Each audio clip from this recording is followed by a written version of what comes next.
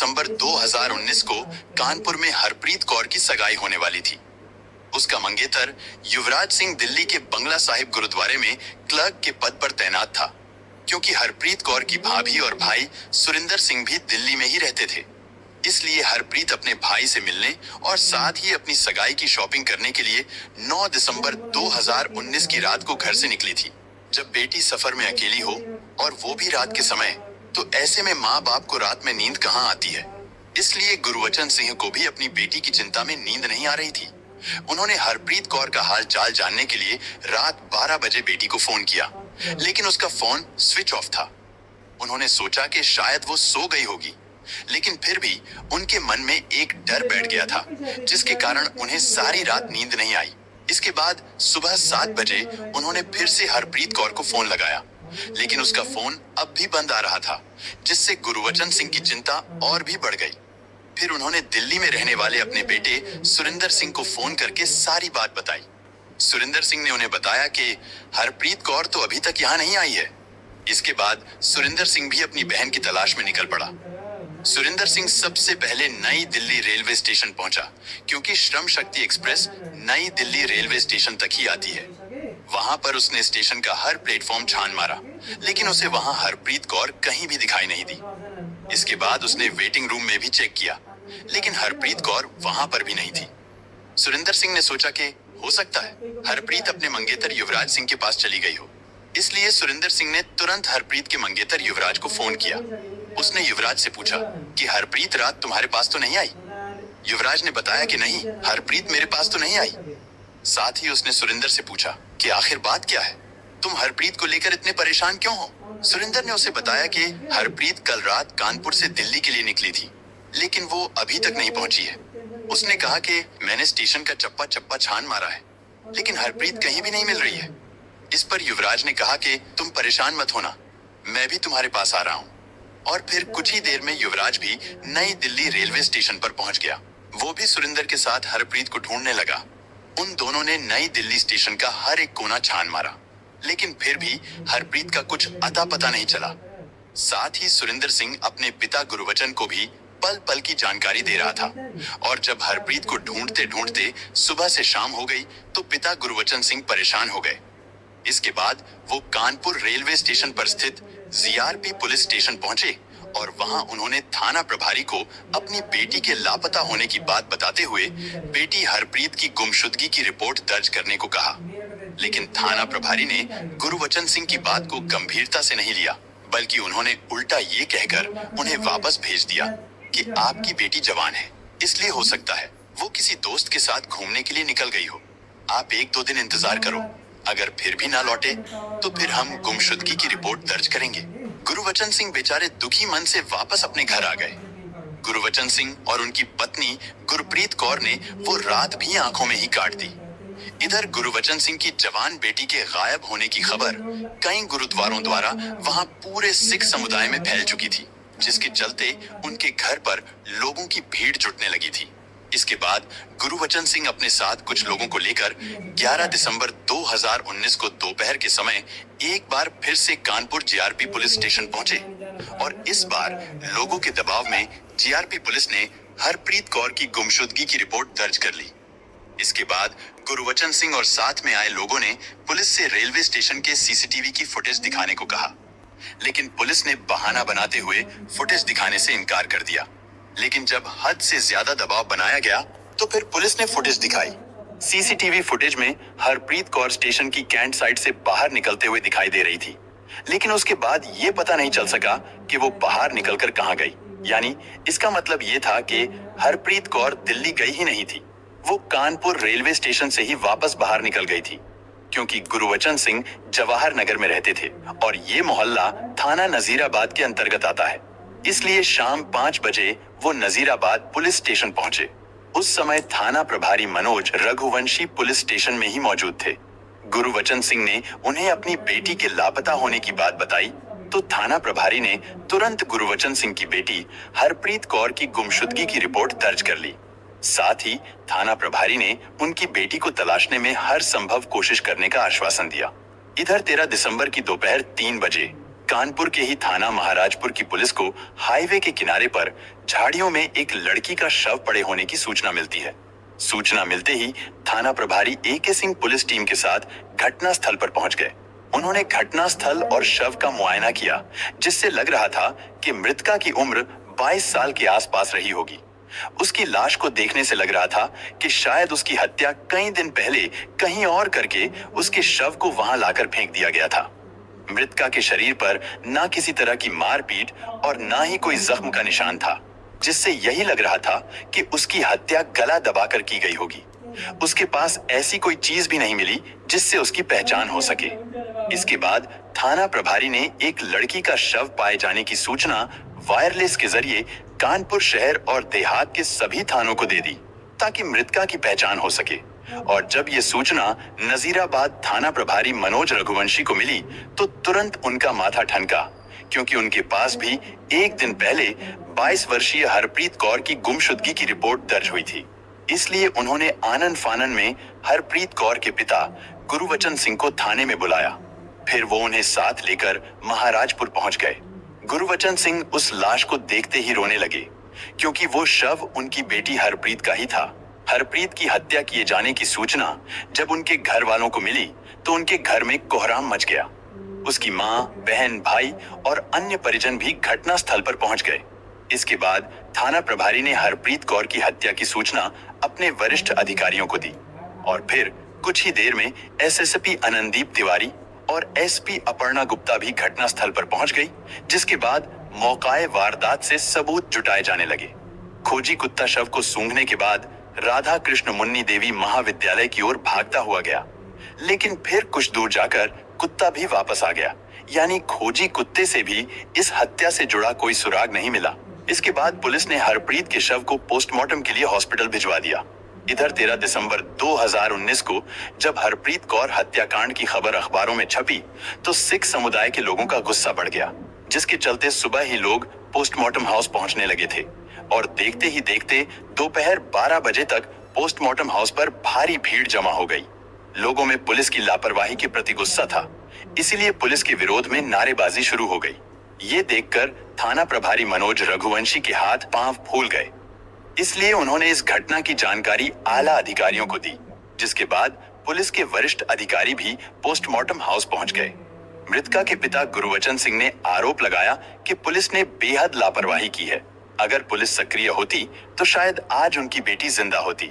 वो थानों के चक्कर लगाते रहे, लेकिन पुलिस ने उनकी एक न सुनी। खैर, 3 डॉक्टरों के एक पैनल ने हरप्रीत कौर का पोस्टमार्टम किया। पोस्टमार्टम के बाद हरप्रीत के शव को जवाहर नगर गुरुद्वारा लाया गया। उसके बाद मृतका के शव को कड़ी सुरक्षा व्यवस्था के बीच बरला स्थित स्वर्ग आश्रम लाया गया, जहां उसके परिजनों ने उसे नम आंखों से अंतिम विदाई दी। दरअसल हरप्रीत कौर की 13 दिसंबर को ही कानपुर में सगाई होने वाली थी और सगाई वाले दिन ही उसकी अर्थी उठी थी। इसलिए जिसने भी उसकी मौत की खबर सुनी उसकी आंखों में आंसू भर आए और यही कारण था कि उसकी शव यात्रा में भारी भीड़ थी। भीड़ में गम और गुस्से का माहौल था। गम का आलम यह रहा कि उस दिन सिख समुदाय के कई घरों तथा गुरुद्वारे में खाना तक नहीं बना। इधर SSP आनंद देव तिवारी ने हरप्रीत हत्याकांड को बेहद गंभीरता से लिया। उन्होंने इस हत्या के खुलासे की जिम्मेदारी SP अपर्णा गुप्ता को सौंप दी।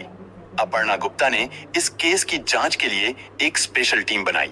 साथ ही थाना प्रभारी ने गुमशुदगी के इस मामले को धारा 302 और 201 के तहत अज्ञात हत्यारों के खिलाफ हत्या में बदल दिया था। इसके बाद SP अपर्णा गुप्ता ने सबसे पहले घटनास्थल का निरीक्षण किया। फिर उन्होंने मृतका के पिता गुरुवचन सिंह से पूछताछ की। गुरुवचन सिंह ने बताया कि उन्होंने अपनी बेटी हरप्रीत कौर का रिश्ता दिल्ली के बंगला साहिब गुरुद्वारे में क्लर्क के पद पर तैनात युवराज सिंह के साथ तय किया था और 13 दिसंबर को उसकी सगाई होने वाली थी। इसलिए वो खरीदारी करने के लिए 9 दिसंबर को कानपुर से दिल्ली जाने के लिए रेलवे स्टेशन पर पहुंची थी। थाना प्रभारी ने गुरुवचन सिंह से पूछा कि हरप्रीत का मंगेतर युवराज कहाँ है? क्या वो तुमसे मिलने तुम्हारे घर आया था? इस पर उन्होंने बताया कि नहीं, वो हरप्रीत की मौत की खबर सुनकर भी कानपुर नहीं आया।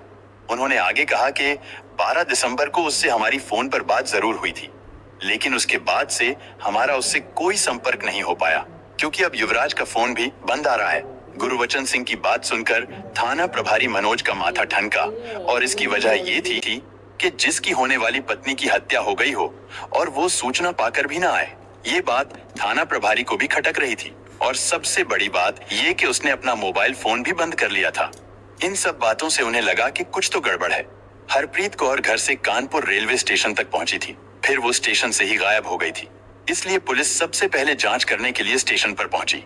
Kanpur railway station GRP police की मदद से एक बार फिर से सीसीटीवी फुटेज चेक किए गए तो हरप्रीत स्टेशन से कैंट साइड में बाहर जाते हुए दिखी।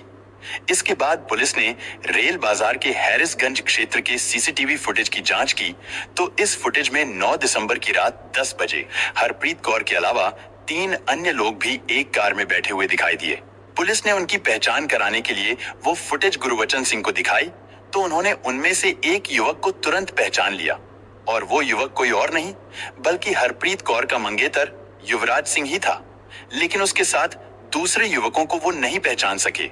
जैसे ही पुलिस के सामने युवराज सिंह नाम आया तो पुलिस ने युवराज और हरप्रीत के फोन नंबरों की कॉल डिटेल्स निकलवाई, जिससे पता चला कि 9 दिसंबर को युवराज और हरप्रीत के बीच कई बार बात हुई थी।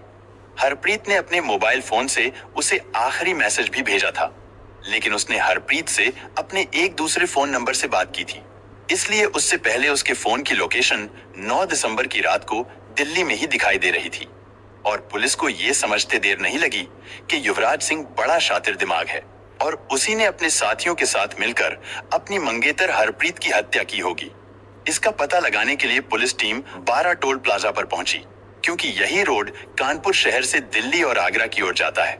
और जब पुलिस टीम ने 12 टोल प्लाजा के सीसीटीवी फुटेज देखे तो पुलिस ये देखकर हैरान रह गई कि दिल्ली के नंबर की एक टैक्सी वैगनार कार ने 7 घंटे में 4 बार टोल प्लाजा को इधर से उधर क्रॉस किया था। 9 दिसंबर की रात 8:30 बजे वो टैक्सी कानपुर शहर आई और रात 12:36 पर वो कार वापस दिल्ली की ओर चली गई और फिर 45 मिनट बाद वही कार फिर से वापस कानपुर आई। इसके बाद रात 3:36 पर वो कार 12 टोल प्लाजा से होते हुए वापस दिल्ली की ओर चली गई। इसके बाद पुलिस ने उस कार के नंबर की जानकारी आरटीओ ऑफिस को दी तो वहां से पता चला कि ये कार सिक्का निवासी सुखविंदर सिंह के नाम पर रजिस्टर्ड है। साथ ही पुलिस ने एक अन्य संदिग्ध मोबाइल नंबर की जानकारी जुटाई तो पता चला कि वो नंबर अमृतसर जिले के जुगावा गांव निवासी सुखचैन सिंह का है, क्योंकि हरप्रीत कौर का मंगेतर युवराज सिंह भी इसी जुगावा गांव का रहने वाला था। इसलिए पुलिस आरोपियों की गिरफ्तारी के लिए दिल्ली और पंजाब रवाना हो गई। 15 दिसंबर 2019 को जब पुलिस की एक टीम युवराज सिंह को अरेस्ट करने के लिए दिल्ली में स्थित बंगला साहिब गुरुद्वारे पहुंची, लेकिन वहां से पता चला कि युवराज सिंह का असली नाम जुगराज सिंह है और वो 5 दिसंबर से ड्यूटी पर नहीं आ रहा है। युवराज सिंह जब गुरुद्वारे में नहीं मिला तो पुलिस ने युवराज सिंह और उसके दोस्त सुखचैन सिंह की तलाश में उसके गांव जुगावा में छापा मारा, लेकिन वो दोनों वहां पर भी नहीं मिले। उन दोनों का मोबाइल फोन भी बंद था, जिससे उनकी लोकेशन का भी पता नहीं चल पा रहा था।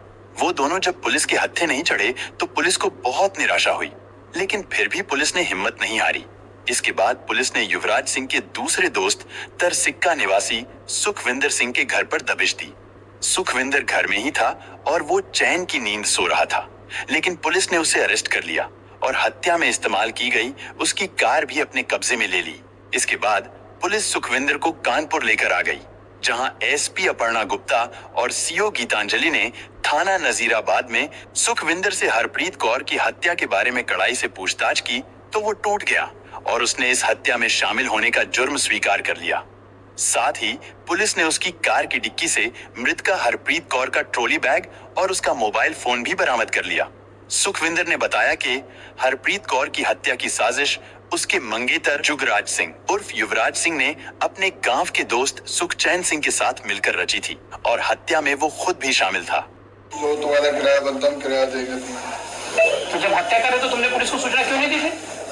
चलती गाड़ी उन्होंने किया था एकदम पुलिस को देना चाहिए, जिम्मेदार नागरिक को। डर गया था, उससे घबराया गया था। अगर कुछ बोलो वो क्या बोली थी जब मार रहे थे तो कुछ बोली? कुछ नहीं बोला उन्होंने। गाड़ी के साउंड की आवाज फुल कर दी। लड़की चिल्लाई थी, कुछ कहा? साउंड की आवाज फुल कर दी, पता नहीं चला। नशीला पदार्थ पिलाया। जब वो मिला था पति और शादी होने जा रही थी, तो लड़की को रिक्वेस्ट की थी, कुछ मिला हुआ? बाहर उन्होंने बात करी थी, गाड़ी के बाहर बात। तुम्हारे साथ कोई बात भी हुई? क्यों ना कोई बात भी नहीं। लड़की को जबरन बैठाया था गाड़ी में या लड़की को? 1 तारीख के बारे में बता दो। हत्या के बाद लाश को ठिकाने लगाने के बाद वो तीनों रात में ही दिल्ली के लिए रवाना हो गए थे। सुखविंदर ने बताया कि दिल्ली में वो अपनी कार को टैक्सी के रूप में चलाता है। इसके बाद पुलिस पूछताछ में जो कहानी सामने आई वो प्यार में धोखा खाई एक लड़की की मौत की सनसनीखेज कहानी है। दरअसल भाई बहनों में हरप्रीत कौर सबसे छोटी थी। हरप्रीत जितनी सुंदर थी वो पढ़ने में भी उतनी ही तेज थी। उसने ग्रेजुएशन तक की पढ़ाई की थी। हरप्रीत कौर का एक भाई सुरिंदर दिल्ली के चांदनी चौक में अपने परिवार के साथ रहता था, इसलिए हरप्रीत का अपने भाई और भाभी के घर पर आना जाना होता रहता था। भाई के घर रहने के दौरान कभी कभी वो मत्था टेकने बंगला साहिब गुरुद्वारा भी चली जाती थी। इसी तरह एक बार हरप्रीत अपने माता पिता के साथ बंगला साहिब गुरुद्वारा अपने दूसरे भाई महेंद्र के लिए लड़की देखने गई और यहीं पर उसकी मुलाकात युवराज सिंह से हुई। पहली ही नजर में वो दोनों एक दूसरे को पसंद करने लगे। इसके बाद उन दोनों की अक्सर मुलाकातें होने लगी। बाद में मुलाकातें प्यार में बदल गईं और वो दोनों एक दूसरे को हद से ज्यादा प्यार करने लगे। प्यार परवान चढ़ा तो उन दोनों ने शादी करने का फैसला कर लिया। युवराज सिंह मूल रूप से पंजाब के अमृतसर जिले के गांव जुगावा का रहने वाला था और वो पहले ही शादीशुदा था। साथ ही वो एक बच्चे का बाप भी था। उसका परिवार तो गांव में ही रहता था, लेकिन वो दिल्ली में स्थित बंगला साहिब गुरुद्वारे में रहता था। उसके माँ बाप भी गुरुद्वारे में सेवादार थे। वो महीनों महीनों गुरुद्वारे में रहते थे। उसने जानबूझकर हरप्रीत कौर से अपनी पहचान, अपना नाम और शादी वाली बात छिपाई थी। इधर युवराज सिंह के प्यार में हरप्रीत ऐसी अंधी हो चुकी थी कि वो उससे शादी करने के सपने संजोने लगी थी। युवराज सिंह भी हरप्रीत से प्यार का ऐसा दिखावा करता था जैसे वो उससे बहुत प्यार करता है और उसने हरप्रीत को भी ये पता नहीं चलने दिया कि वो शादीशुदा है और एक बच्चे का बाप भी है। हरप्रीत जब तक अपने भाई के घर दिल्ली में रहती थी तो वो युवराज के साथ मिला करती थी और जब वो वापस कानपुर अपने घर आती थी तो मोबाइल फोन पर वो दोनों घंटों घंटों बातें करते रहते थे। हालांकि हरप्रीत ने अपने माता पिता को भी अपने और युवराज के प्यार के बारे में बता दिया था। साथ ही उसके भाई सुरिंदर को भी उन दोनों के प्यार के बारे में पता चल गया था। और फिर एक दिन जब सुरिंदर सिंह का दिल्ली में एक्सीडेंट हुआ तो तब हरप्रीत अपने माँ बाप के साथ भाई को देखने के लिए दिल्ली आई। हरप्रीत के दिल्ली आने की जानकारी पाकर युवराज भी सुरिंदर सिंह को देखने उनके घर पर आ गया और इस तरह हरप्रीत ने युवराज की मुलाकात अपने माँ बाप से कराई। क्योंकि युवराज सिंह देखने में स्मार्ट था, इसलिए गुरबचन सिंह ने उसे अपनी बेटी के लिए पसंद कर लिया था। साथ ही उन्होंने उसी समय युवराज सिंह को सगुन भी दे दिया। लेकिन फिर कुछ दिनों बाद युवराज का छल और झूठ खुलकर सामने आ गया। हरप्रीत को पता चला कि युवराज शादीशुदा और एक बच्चे का बाप है। इस बात को लेकर हरप्रीत और युवराज के बीच बहुत झगड़ा हुआ, लेकिन फिर युवराज ने उससे माफी मांग ली और समझा बुझाकर हरप्रीत को शांत करा दिया। हरप्रीत कौर युवराज के प्यार में इतनी आगे निकल चुकी थी कि अब उसके लिए वापस लौटना मुमकिन नहीं था। इसलिए युवराज की हकीकत जानने के बाद भी वो उससे शादी करने के लिए अडिग रही। हरप्रीत ने युवराज के शादीशुदा होने वाली बात अपने माता पिता को भी नहीं बताई थी, क्योंकि उसे डर था कि कहीं भेद खुल जाने पर युवराज उससे सगाई करने से इनकार ना कर दे। इसलिए वो युवराज पर जल्दी सगाई करने का दबाव बनाने लगी थी। उसने अपने माता पिता पर भी जल्दी ही सगाई की तारीख तय करने का दबाव बनाया। इधर दबाव के चलते युवराज सिंह भी सगाई करने को तैयार हो गया। हरप्रीत के माँ बाप ने सगाई की तारीख 13 दिसंबर 2019 तय कर दी और ये तय हुआ कि जवाहर नगर कानपुर गुरुद्वारा में उन दोनों की सगाई की जाएगी। इसके बाद वो अपनी बेटी की सगाई की तैयारियों में जुट गए। युवराज हरप्रीत कौर से प्यार तो करता था, लेकिन वो सगाई नहीं करना चाहता था, क्योंकि सगाई से उसकी जिंदगी तबाह हो सकती थी। उसने हरप्रीत से कई बार सगाई का विरोध भी किया था, लेकिन हरप्रीत ने उसे ये धमकी देकर उसका मुंह बंद कर दिया था कि वो सारी बात बंगला साहिब गुरुद्वारा और उसके परिवार में सार्वजनिक कर देगी, जिससे उसकी नौकरी भी चली जाएगी और उसके परिवार में झगड़े भी शुरू हो जाएंगे। हरप्रीत की इस धमकी के चलते वो उससे सगाई के लिए राजी तो हो गया था, लेकिन वो किसी भी कीमत पर हरप्रीत से सगाई नहीं करना चाहता था और जैसे जैसे सगाई की तारीख नजदीक आती जा रही थी, वैसे वैसे युवराज की चिंता भी बढ़ती जा रही थी। इसलिए उसने इस टेंशन से छुटकारा पाने के लिए अपनी प्रेमिका हरप्रीत कौर को ठिकाने लगाने का प्लान बनाया। इस योजना में उसने अपने गांव के ही एक दोस्त सुखचैन सिंह और दिल्ली के दोस्त सुखविंदर सिंह को 1-1 लाख रुपए देने का वादा कर अपने साथ शामिल कर लिया था। सुखविंदर दिल्ली में पांडव नगर के पास गणेश नगर में रहता था। उसके पास वैगनार कार थी जिसे वो दिल्ली में टैक्सी के रूप में चलाता था। हत्या की योजना बनाने के बाद युवराज हरप्रीत कौर और उसके माता पिता से अच्छी तरह बातें करने लगा था ताकि उन्हें किसी तरह का कोई शक ना हो।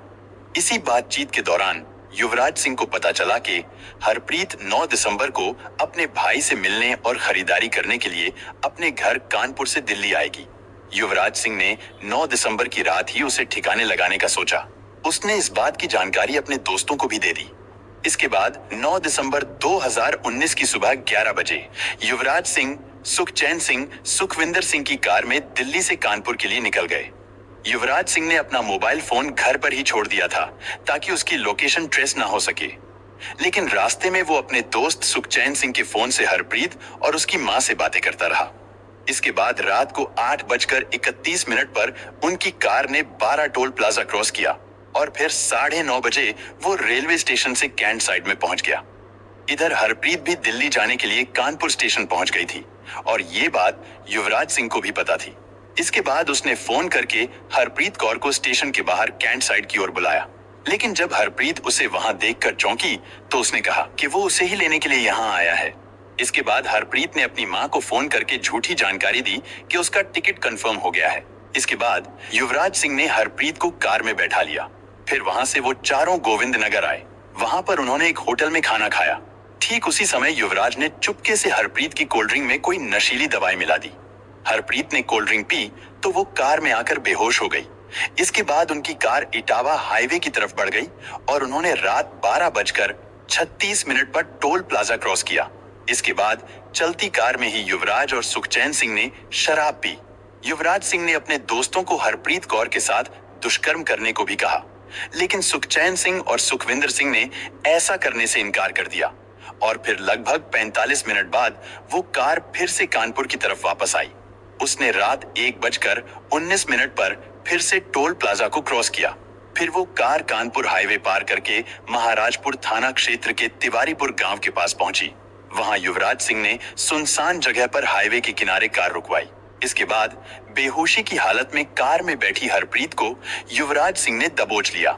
सुखचैन सिंह और सुखविंदर सिंह ने हरप्रीत के पैर पकड़े और युवराज सिंह ने उसका गला घोंट दिया। उसकी हत्या करने के बाद उन तीनों ने मिलकर हरप्रीत की लाश को हाईवे के किनारे झाड़ियों में फेंक दिया। इसके बाद वो तीनों कार से दिल्ली की ओर निकल गए। उनकी कार ने रात 3:36 पर फिर से टोल प्लाजा को क्रॉस किया। इसके बाद दिल्ली पहुंचकर युवराज सिंह हरप्रीत के भाई सुरिंदर सिंह के साथ हरप्रीत को तलाश करने का नाटक करता रहा और फिर 12 दिसंबर को पकड़े जाने के डर से वो फरार हो गया। उसने अपना मोबाइल फोन भी बंद कर लिया था। इधर सुखविंदर सिंह को पुलिस ने 17 दिसंबर 2019 को कानपुर कोर्ट में मजिस्ट्रेट के सामने पेश किया, जहां से उसे जेल भेज दिया गया। पुलिस मुख्य हत्यारोपी जुगराज और उसके दोस्त सुखचैन सिंह को अरेस्ट करने के लिए इधर उधर खाक छानती रही और फिर 11 महीने के बाद यानी 22 नवंबर 2020 को वो दोनों पुलिस के हत्थे चढ़ गए। पुलिस ने जुगराज और उसके साथी को गुमटी गुरुद्वारा के पास से अरेस्ट कर लिया था। इसके बाद पुलिस ने उन दोनों को भी कोर्ट में पेश किया, जहां से उन्हें भी जेल भेज दिया गया। दोस्तों, इस घटना को सुनाने का उद्देश्य किसी का दिल दुखाना नहीं है, किसी को परेशान करना नहीं, बल्कि आपको जागरूक करना है, आपको सचेत करना है। दोस्तों, इस पूरी घटना के बारे में आपकी क्या राय है, कमेंट बॉक्स में जरूर बताएं। और अगर हमारी मेहनत पसंद आई हो तो इस वीडियो को लाइक करते हुए शेयर भी करें। अगर आपने अब तक चैनल को सब्सक्राइब नहीं किया है तो हमारे चैनल को सब्सक्राइब कर लीजिए। धन्यवाद। हामीले देख्यौं एकजना श्रीमानले आफ्नो श्रीमतीको कति बेरहमी तरिकाले घाँटी रेटी हत्या गरेको हुन्छ। त्यस्तै यो भिडियोमा पनि एउटा मङ्गेतरले आफ्नो प्रेमिकालाई कसरी आफ्नो साथीहरूसँग मिलेर घाँटी थिचेर हत्या गरेर झाडीमा फालेको हुन्छ, यो कुरा देखाइएको छ। यो भिडियो हेरेर तपाईँलाई कस्तो लाग्यो, राम्रो लागेमा यसलाई लाइक गरिदिनु होला र च्यानललाई सब्स्क्राइब गरिदिनुहोस्।